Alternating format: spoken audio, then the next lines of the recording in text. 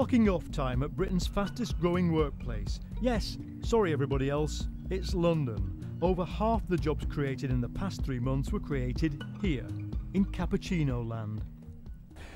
It's a mystery really. The economy is shrinking, but the workforce is actually growing. It's made some economists doubt we're even in a recession. Others think it's the employment figures that are hiding something. So what's going on? You can't mistake it. This month's 46,000 drop in the jobless statistics is part of a trend. The graph peaks over the winter and is falling. But dig into the figures and there's another glaring trend. Over the same period, 36,000 people became self-employed. It's not dark, it's not satanic, and it's not a mill. It's part communications agency, part workplace for anybody who wants to hire it. I started out as an intern in April 2012, and now I do everything from art direction, kind of coming up with logos, looking at different colours. Amina Makele's route into the labour market is typical for many. I get paid. Maybe I should be paid more. But you're not an employee in that sense? No, I'm an independent in the fact that I was an intern, and when I came back, I'm not actually on a contract at the moment. So I kind of just come in and hope for their whim. Technically, you're self-employed then? Yeah, technically, though I don't think of it like that. Her boss, Robin Smith, was once senior manager at a major ad agency. The consultancy he runs now has a much looser structure. We see everything we do as project-based. We work in very short moments of time with very good people, and this liberated concept of working no employees, no clients, no employees is our headline.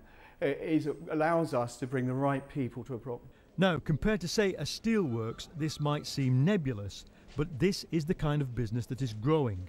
However, it's fueled on extreme precariousness of labour, even for the highly skilled. We're just about to commission an artist in Japan for a job for a guy in Leeds.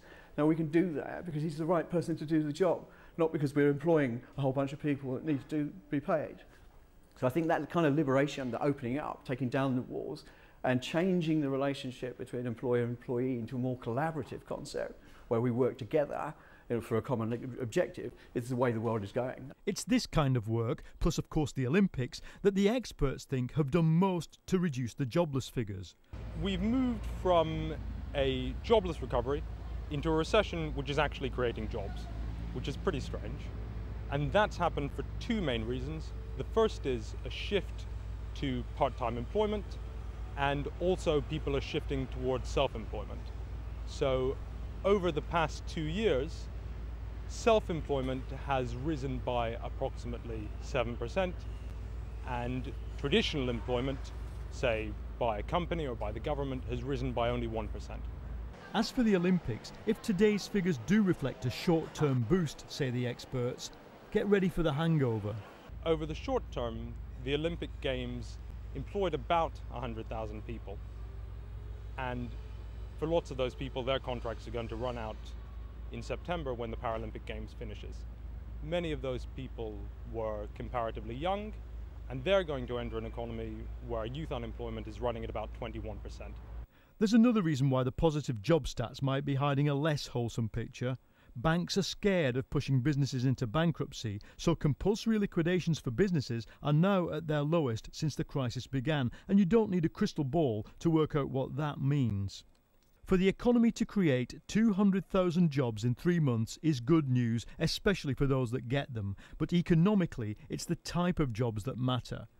If it really is the coffee bars and ad agencies and hair salons of London that are soaking up the unemployed, it would take a brave economist to predict that is sustainable, because this is the precariat, and the problem is they don't spend much. Precarious, low-paid, part-time work can't on its own drive the recovery, let alone rebalance the economy towards the high-skill, high-value work everybody says we need.